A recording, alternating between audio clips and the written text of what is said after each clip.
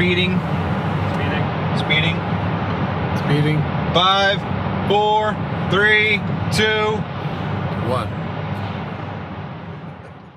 1. The world is changing faster than ever. What used to take decades is now taking years or even months. What you see right now is the illusion that people have had for many decades about the workplace being this secure place to work the rest of your life. For the first time in the history of our nation, our children will not do as well as us. We've seen our friends get laid off, we've been laid off, we've had our pay cut. People are overworked and underpaid. They seem to have less time and less freedom. They live under constant pressure. This is going to be forced. And so even if your employer loves you, they may have to cut you. There's something wrong that on Monday morning, the heart attack rate increases by 35%. Technology is accelerating, job security is declining. It just doesn't seem like the old models of making a living are as reliable as they used to be. Every aspect of our lives, there's a better way out there, but we're still doing it the old way. We live in the greatest country on the planet, and there are a lot of people sitting around complaining and being cynical. Like everyone's whining about this old model, and I'm like, why don't you leave it? Look at all this over here. Look at all this opportunity. Since so much of our lives revolve around our work and the way we make our living, many people are thinking there just has to be a better way.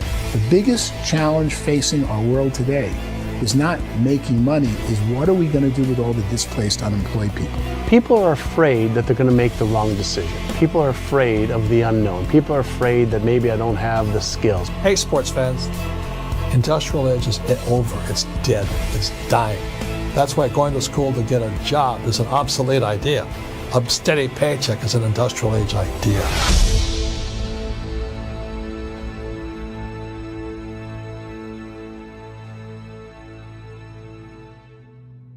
It's the search for answers that has brought us here together today. My name is Eric Worre, and for almost 30 years I've been an entrepreneur, struggling at times, but ultimately succeeding. As a best-selling author, speaker, and business owner, I've spent my entire career helping millions of people around the world to become entrepreneurs. And I believe strongly that there is, in fact, a better way when it comes to how we make a living. The career landscape has changed dramatically, and many are still working in a model that is completely out of date. What worked for previous generations isn't working as well for people today. In this film, we're going to explore 3 important questions. First, what's really going on in our working world today? Second, in this new economy, is it better to become an entrepreneur, or is it safer to work for someone else?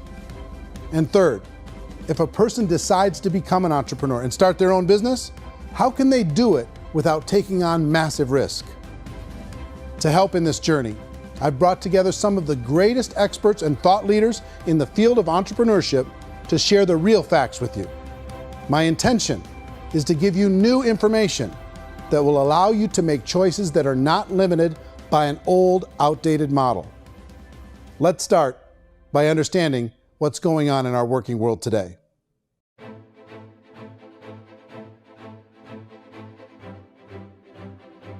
Let's look at unemployment. 30–40% of the people are honestly not working, but would be working.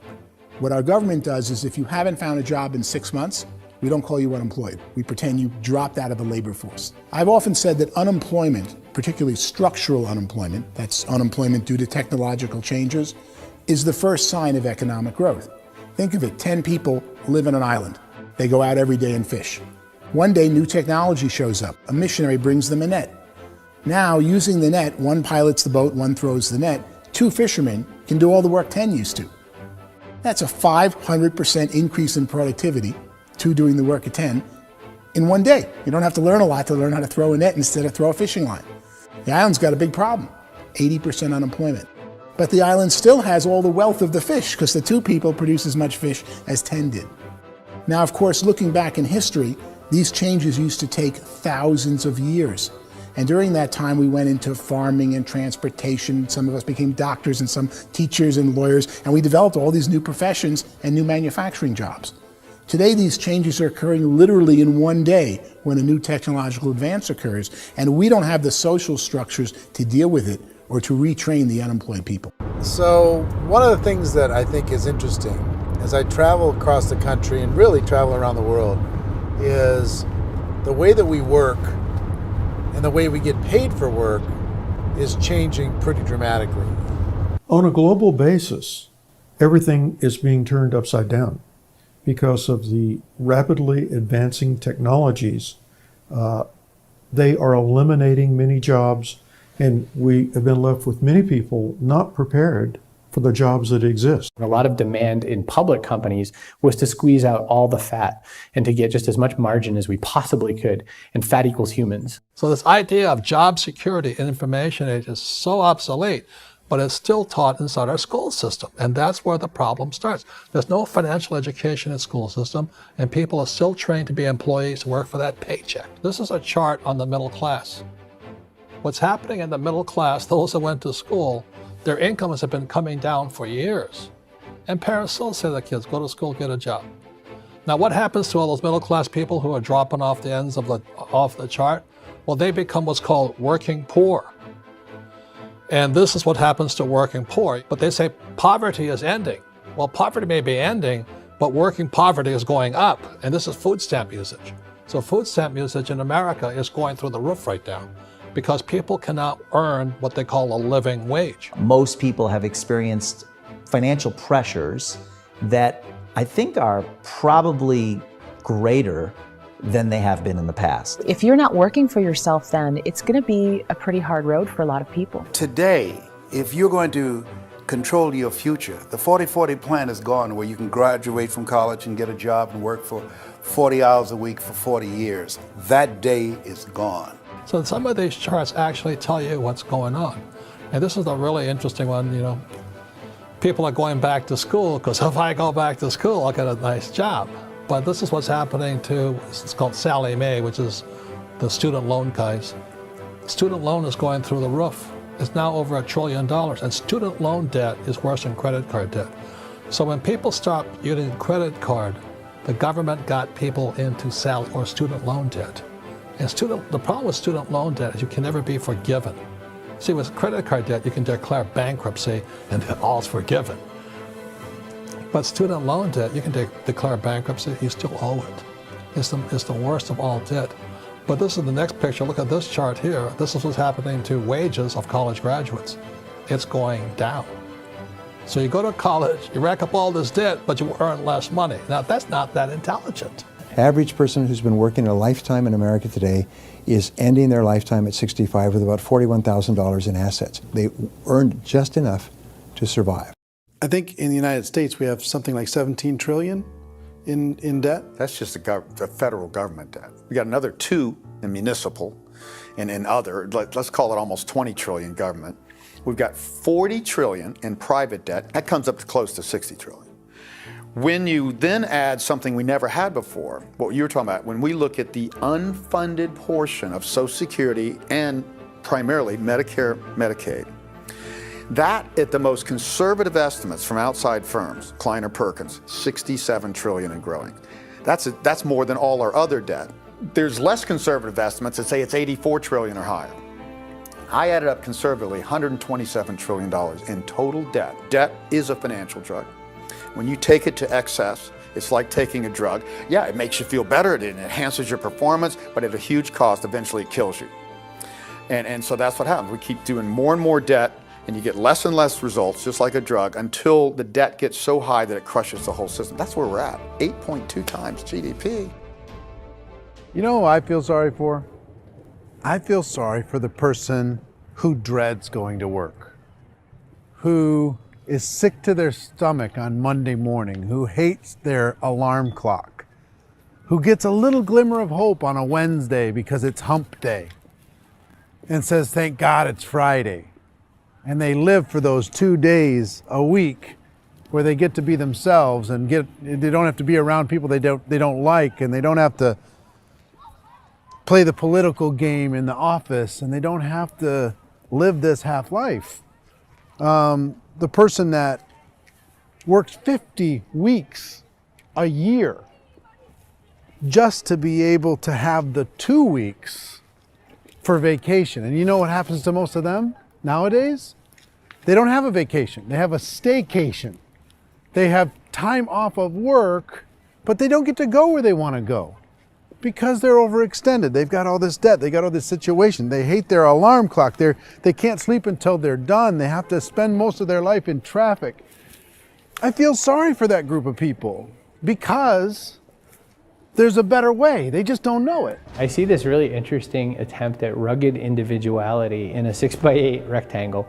And I feel like you're all the same, except for the little push pins of the pictures. There's different pictures. Yours is named Jenny and his is named Sujara, but it's the same people. And this is how they are, and they're just like the zombies, and there's no joy in there, there's no fun. There's always like the wacky woman who decorates her cubicle, and that's the most she can do there. You got to give her credits, right? The wacky cubicle woman. The basis for their life is worry. I'm worried, you know, maybe I'll get fired. I'm worried maybe my company will go out of business. I'm worried I can't keep spinning the plates on paying the bills. I'm worried about how do I send my kids to college. I'm worried, what if the transmission of my car breaks? That's, you know, 2 or 3, I can't fix it.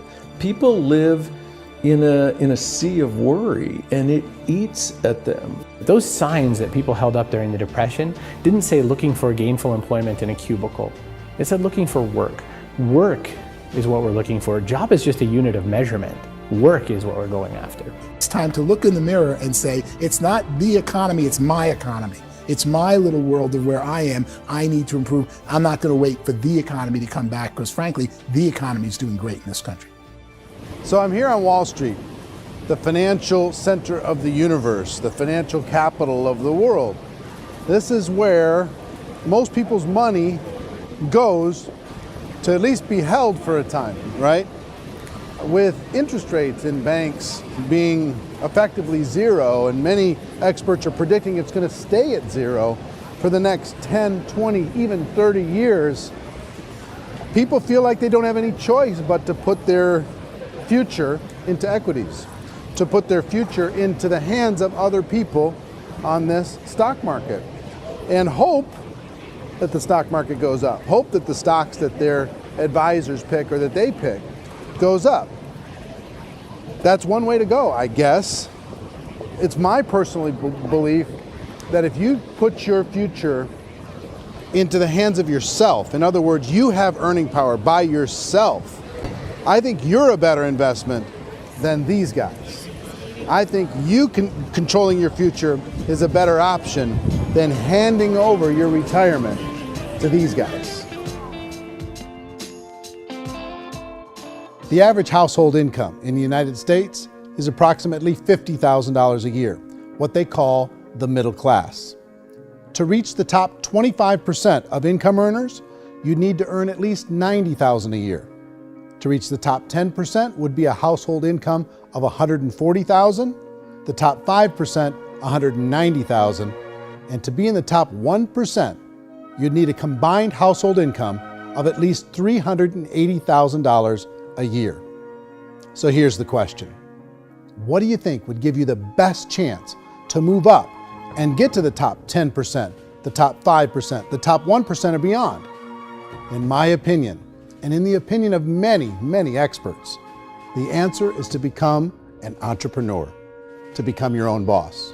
I think you have to be a business owner. I can't, the only time I ever say to someone it'd be great to be an employee is when they've already told me they've surrendered. I only tell people who are wounded spiritually that they should be an employee. And it's that feeling that you get when you pick up the backpack off the little Cub Scout and say, "Don't worry, little guy, we'll get you back to the camp."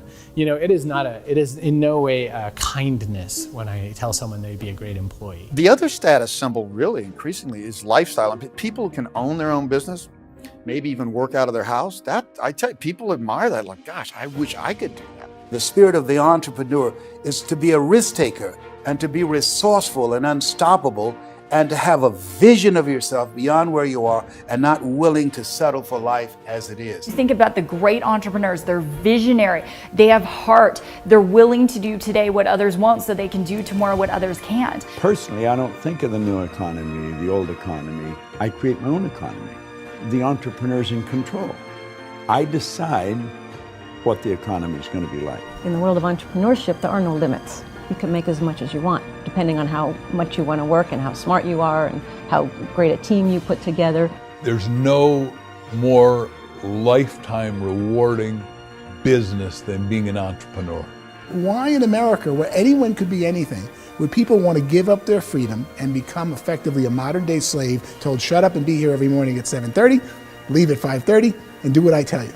If people decide to become an entrepreneur and work for themselves, they have some traditional options, but they're riskier than you might think. Any kind of a retail business, retail build-outs, is extremely expensive.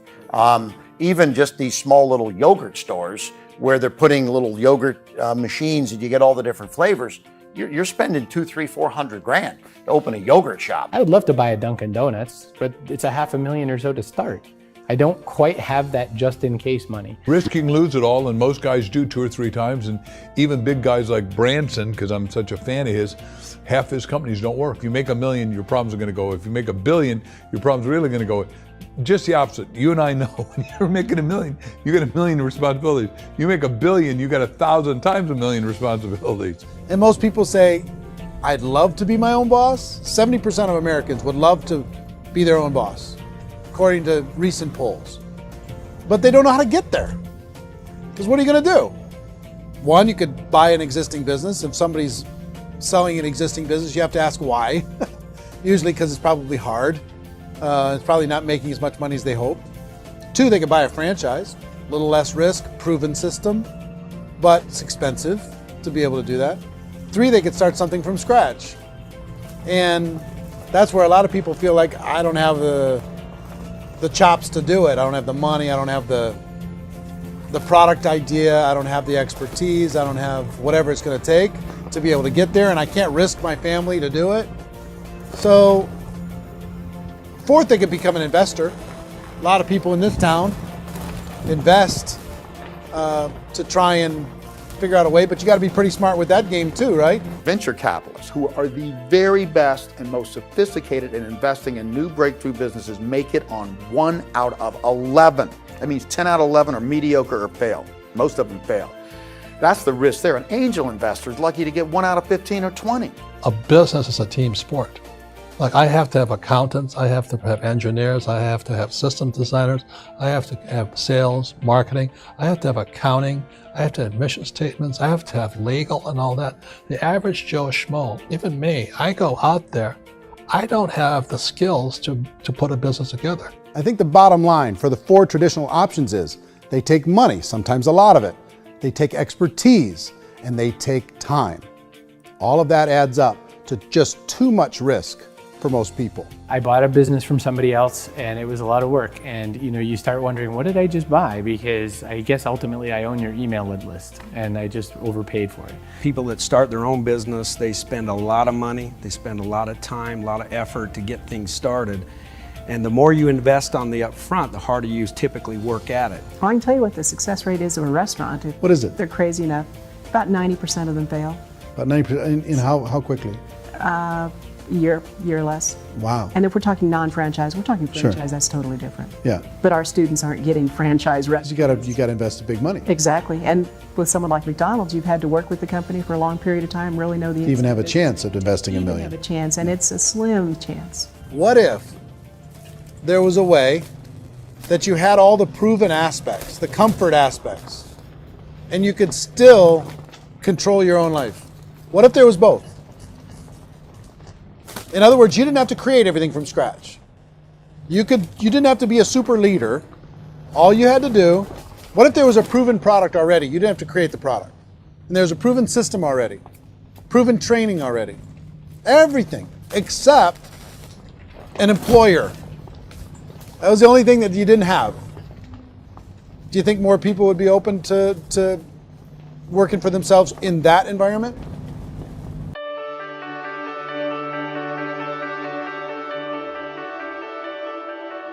In our search for a better way to make a living, we've come to the conclusion that becoming an entrepreneur is actually safer than being an employee.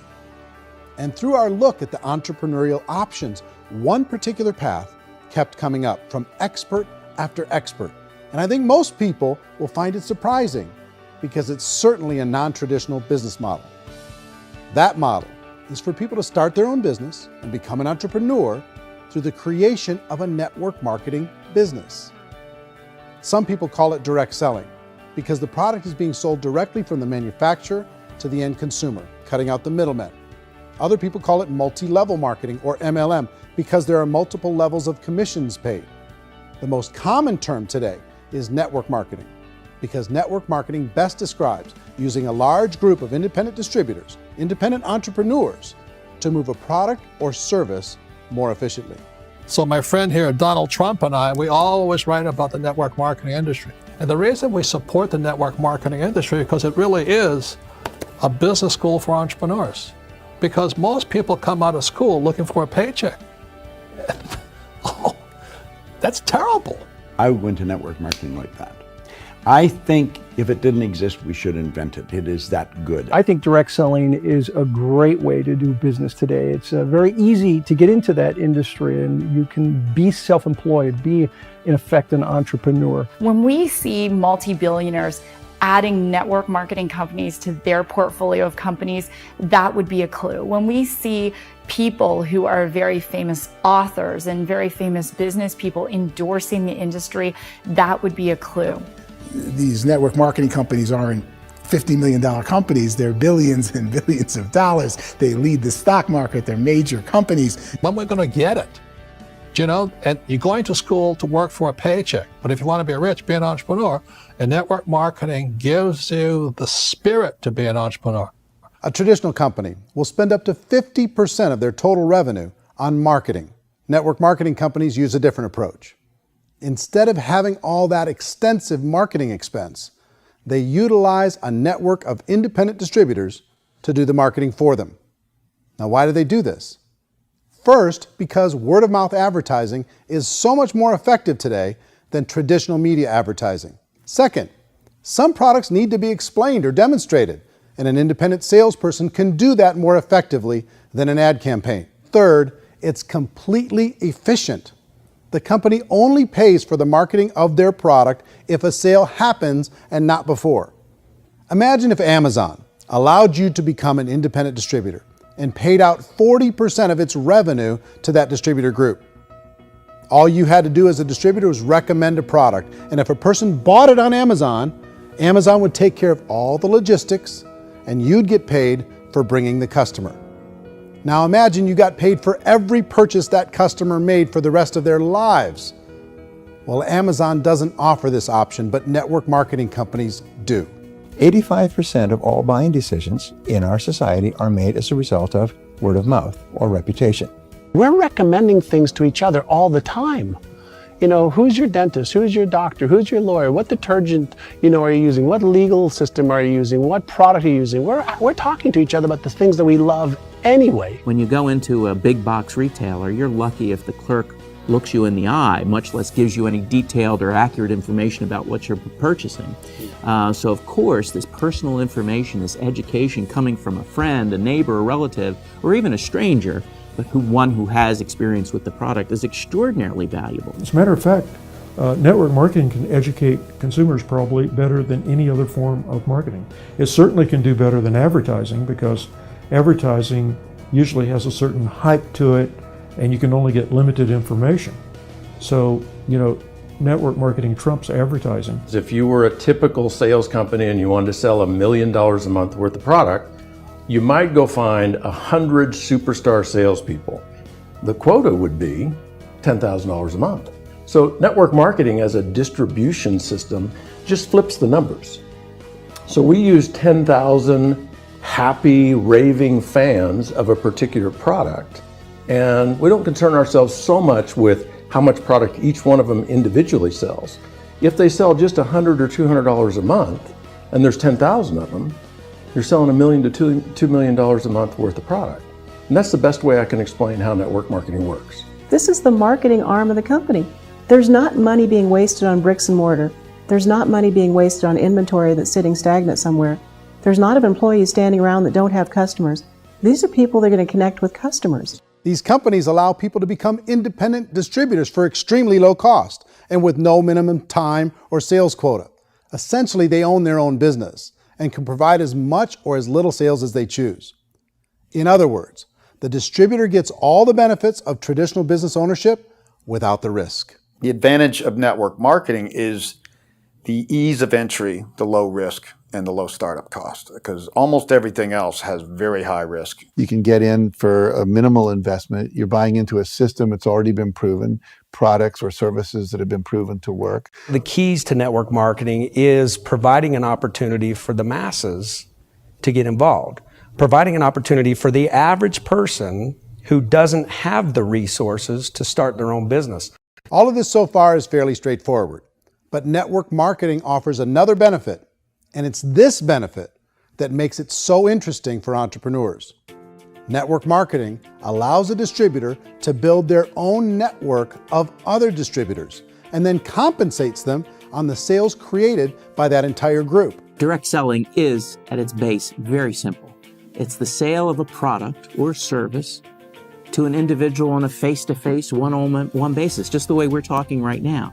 But there's an important element as well, and that's the offering in conjunction with that sale of product, the offering of an opportunity for someone to make something of themselves. No matter what your social status is, no matter what language that you speak, I mean, look how many unbelievable people are becoming successful that speak every kind of language out there. What an awesome gift to give the world. Instead of having to work your way up in a system and prove that you could be a sales manager, they just decided everybody can be a sales manager. Everybody gets to build a sales team from day one. And so what that brought into the system of growth as a direct selling company is the concept of compounding or geometric progression. Because now you can actually grow Salesforce very quickly because everybody is enrolling people in their own Salesforce. People who are like, oh, this is weird, I'm building a sales team, or what do you think you do at a regular company? How do you think a regular company works? Network marketing is the only industry that doesn't say your past determines your future. It looks at your past and says, okay, now what can we train you to do so you can have a great future?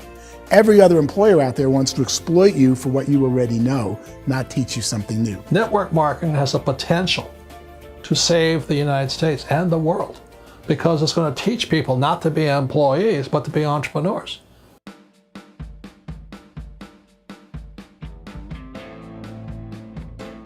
According to the Direct Selling Association, if you add up all the network marketing companies around the world, they combine to do over $178 billion a year in retail sales. To give you an idea of how big that really is, the NFL, the National Football League, does approximately $9 billion a year.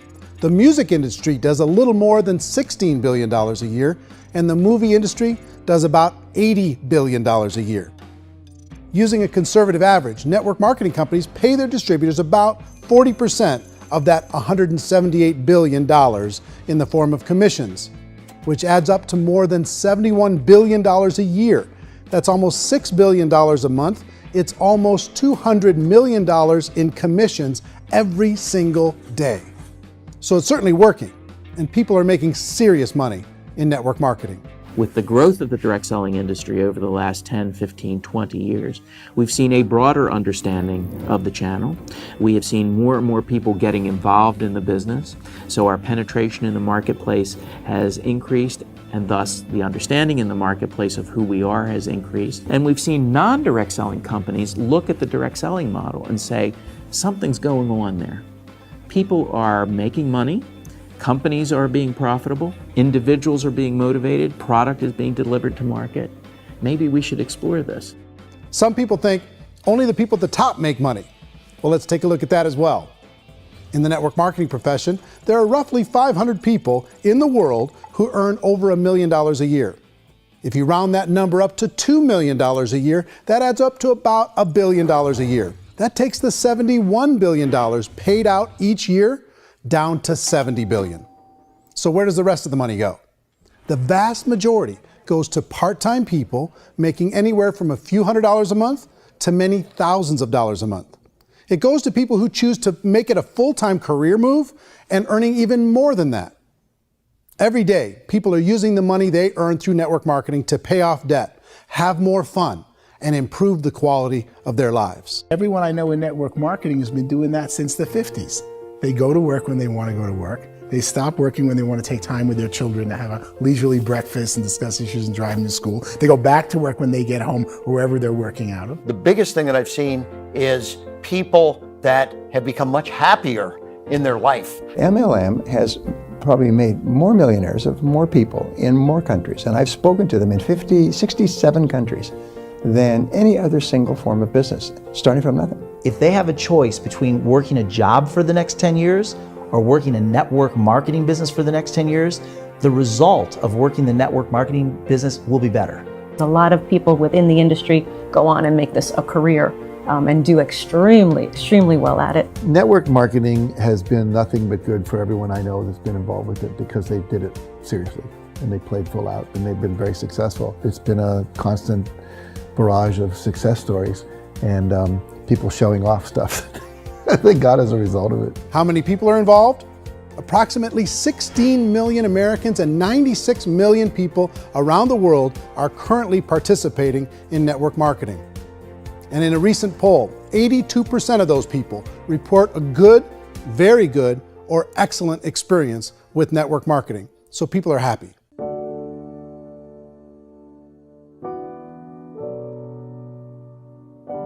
So I've taken a look at the network marketing profession and really tried to understand why so many people are confused as to the validity of this as a business.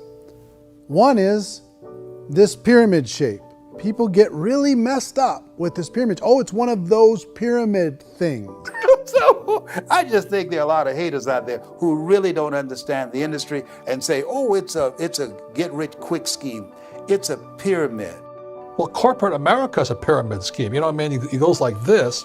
You have thousands of MBAs, let's say working for Ford or General Motors or Coca-Cola. If all these MBAs, they're all trying to get to here, that's a pyramid. Only one guy's going to make it. Every 10 years, one's going to make it. Whereas you look at network marketing, it's like this. So you're here, and your job is to develop other CEOs coming up behind you. So it's an inverse pyramid. In network marketing, it's a very simple concept. If you sell product, you get paid. It is paid based on production. There is no first mover's advantage. There is no investment component where the more somebody spends, the more they're entitled to make. So the two are polar opposites of each other. It doesn't matter what shape the company is or the compensation plan is shaped, whether it's a circle or a pyramid or a triangle or a trapezoid, it doesn't matter. If compensation is coming primarily from recruitment, then you got a problem.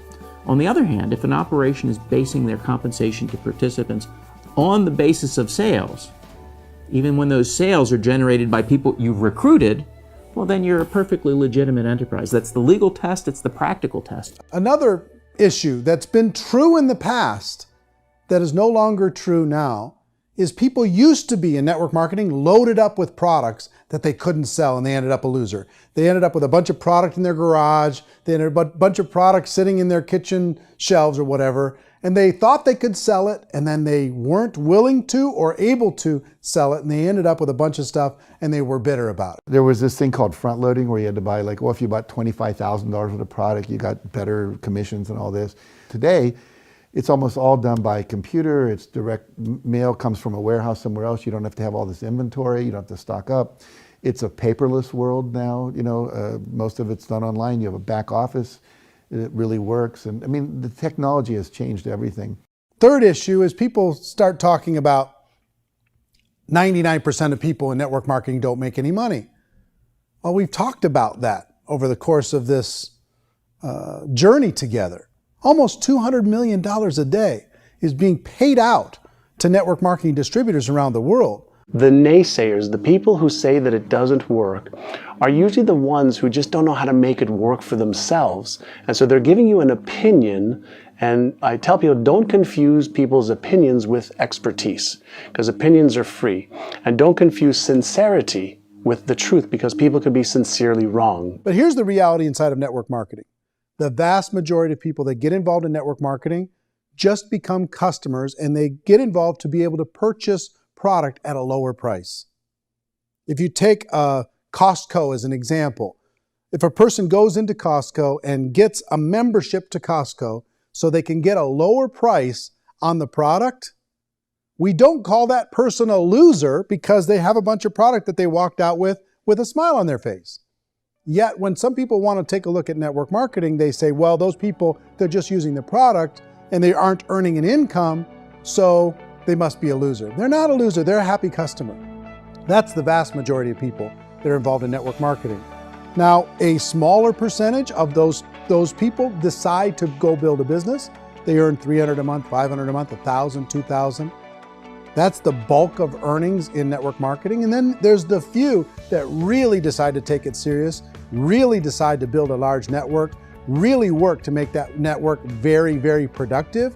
And those people make huge amounts of money and there's no cap. What I do as an outside economist, just somebody looking at this industry like any other industry I speak in and say, look, what's the realities of this? 1% do incredibly well. 10% generate some additional income at pretty low risk and effort. That's not, and 90% of people roughly end up customers. One thing that I think is real when it comes to people's perceptions about network marketing is people put this, and distributors, I think, involved in network marketing have some responsibility for this. They have sometimes unrealistic claims about the product or about the income. Most people who become distributors, they want the money, they want to be successful, but they don't have the skills. They don't know what to do. And when people don't know what to do and they're in a new business, they're scared. And when they're scared, they panic and desperation kind of sets in. So they think everyone they talk to has to get in. So if I talk to you and you say, well, no, I don't have time to do that, they're like, no, I need you. You have to do this or I won't be successful. So I start clawing on you. I start that desperation. So then I start making claims about the product, which are not appropriate, probably not even true. Or I start saying, oh, let me show you how you can make all this money and you don't have to do anything, Eric. And so you just totally misrepresent the opportunity, and you're clingy with people because you think you need everybody to be successful, and you don't. You know, one of the messages that I try to deliver most forcefully to companies as well as salespeople in direct selling is that you don't have to overpromise. The reality is in network marketing, there's a lot of hard work involved. There's a lot of effort. You're going to have to develop yourself. It's a business like anything else. It's going to take some time, but in my opinion, it's better.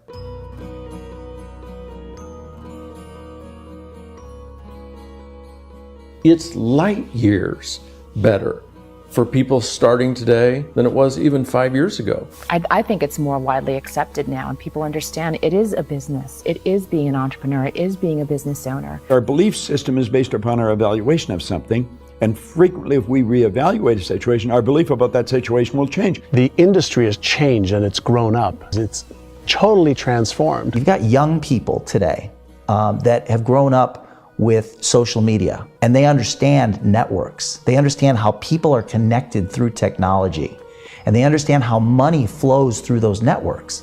So when they see network marketing, they don't see it the way their parents saw it. And we've all learned, the larger industry that you represent, has all learned from those mistakes and flaws and errors that have happened early on. Early algorithms didn't work the right way. That's all fixed. It's like when they design a computer program, they design the program, then they run it, and then they go back through and they debug it. The MLM industry has been debugged. This is the day of being virtual, being able to run a business from your mobile phone. I mean, it's incredible. Companies are getting smarter. They're implementing more consumer protections. They're implementing more compliance training. They're doing more with respect to product research. If you do get involved and you make purchases of inventory, even on a voluntary basis, if you decide that this business is not for you, you can leave and have that inventory repurchased by the company. There's no other business that offers that kind of protection on a voluntary, self-regulatory basis.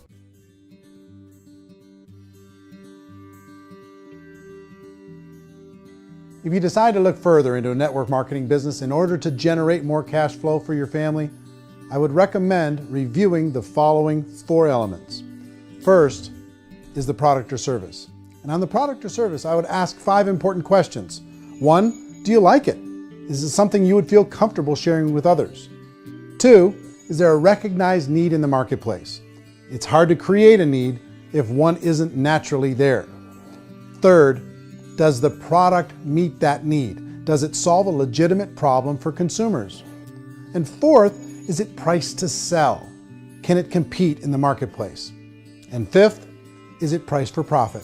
Is there enough margin for the company and the distributor to be able to generate income for the long term? If you can answer the questions on the product to your satisfaction, the next element to consider is the company itself. Is it well run? Do you believe in the founders or the management team? Do you feel they have what it takes to go all the way? See, it doesn't matter how good the product is if the management can't take care of the company. Good management can change with the times. They can handle adversity. They can make good decisions. Make sure you choose a company that can serve you for a long time. The third element to consider is the compensation plan. And with that, there are 3 important things to look at. First, a brand new person needs to be able to generate some money fairly quickly. It may be an obvious reason, but you can probably imagine the ripple effect of a distributor getting involved and having even a small victory fast. That can only help with the overall success of the organization. Second, a person should be able to develop a moderate part-time income in a reasonable period of time. As they develop their network and as their sales grow, they should be able to enjoy more benefits. And third, for the people who are really serious, for those who decide to really go pro in the network marketing profession, there should be the possibility to make a serious full-time income if they work hard and are committed to developing their skills. If you're comfortable with the product, the company, and the compensation plan, the last thing you should look at is the support that will be made available to you. Does the company have a website? Does it have a solid online reporting tool? Do they have comprehensive training available? Do they host events to help you build your business? If you decide to do this, what kind of a support system can you plug into? Choosing a network marketing company is a personal decision. But evaluating the 4 elements of product, company, compensation plan, and support is a great place to start. Is the company promising that you're going to get rich quick or that you can make a lot of money without a lot of effort? That's a red flag. Is there a product that you really believe in that you think can be sold? Or are you being told by salespeople or the person who's trying to recruit you or by the company itself that don't worry about the product, all you have to do is recruit other people into the business? Red flag, warning sign. If you're hearing that, take a second or even a third look. Get to know the customers, the products, the business, have some success, and see where the opportunities might take you to move up in the organization. You want to find out, how concerned are they about my education, my training, and my development? Is there a space for me to grow? Most important question. Learn everything that you can about the product. Make sure it's something that you believe in, and learn everything you can about the industry and work that system. You have to be very passionate about whatever that company is doing. I would get involved. You can always test drive anything, the product, the service, the community, and then lean into it a bit. If it feels good, then lean into it a lot. Behind me is the Lincoln Memorial. And this is a place where Martin Luther King Jr. had his famous "I Have a Dream" speech. And at that speech, he talked about his dream for equality for everyone around the world, and that's a noble dream. But I think more people need to remember what it was like when they were kids and the dream was still alive in them, before it got beaten out of them by reality, by this paycheck, by these responsibilities, and by having to live for this job to pay the bills. I think people need to remember that, go back to that. Once they know that there's a better way, I think their future is going to be much brighter. They can live a better life.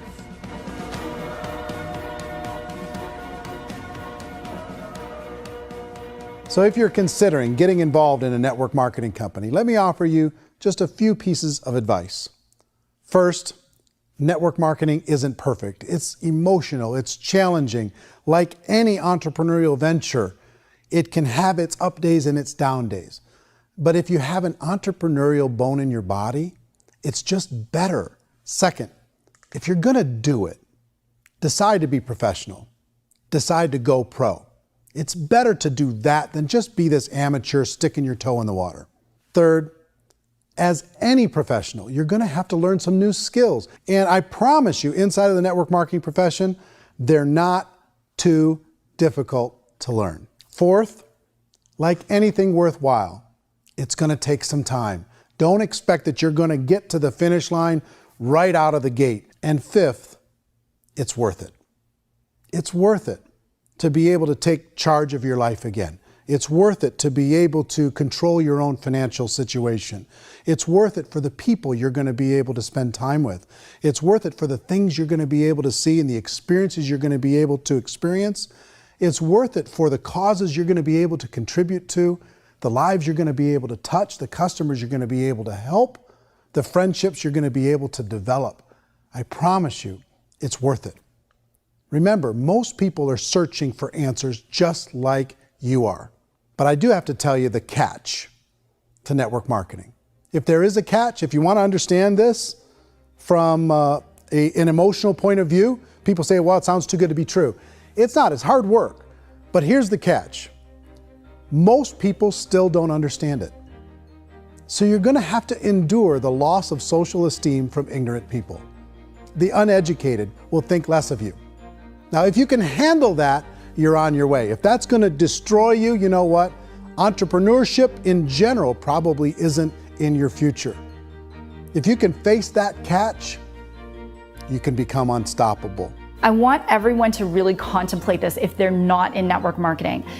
You're in a job, you probably have a mortgage, you have rent, you have debt, whatever's going on. You're in a prison. You work just hard enough to keep them from firing you, and they pay you just enough to keep you from quitting. Come on! I've been there, done that, and bought that t-shirt. In network marketing, if you run into failure, it's really just a homework lesson for yourself. There's no one to blame. You really have no excuse not to be successful. You just don't. People don't want to hear that, but there's so much available to you. If you want to be a good network marketer, be a student to the people above you, be a fellow traveler to the people on the same level, and be a teacher to those below, and know when it's appropriate to do which. People who are not afraid of asking people to buy things, or not afraid of persuading people with the chance they may say no, these people own the future. Nothing happens until something moves. So you got to go move, you got to go do something, or nothing's going to change in your life. In the beginning, you're going to do a lot of things that you don't get paid for. But as you go down the road, you get paid for a lot of things that you don't do. And your job is rehabilitate the spirit, the entrepreneur spirit in all of us.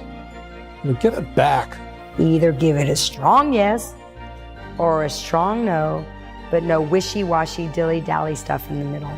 There's dreams and there are nightmares, but I believe that the biggest nightmare of all is when you don't pursue your dream. You're going to see some monumental growth in this profession. It's an exciting, exciting time to be involved with the network marketing profession. The next 10 years, I see just exponential growth. When that tipping point comes, it's not a matter of asking somebody, have you ever heard about network marketing? You're really asking them, which company are you building your wealth in? We are here to fix the world, to improve relationships with other people, to improve other lives.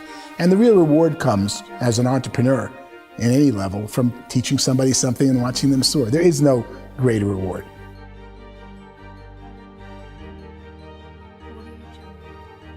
Life's too short to spend it living someone else's dream instead of your own. It's too short to spend it living at a fraction of your potential. Can being an entrepreneur be a challenge at times? Sure. But here's what you get in exchange. It can be yours. Something that you built, something that you created, something that you made happen. This balloon represents your dream. It represents entrepreneurship. My wish for all of you is that you would reach out and grab it. The choice is up to you.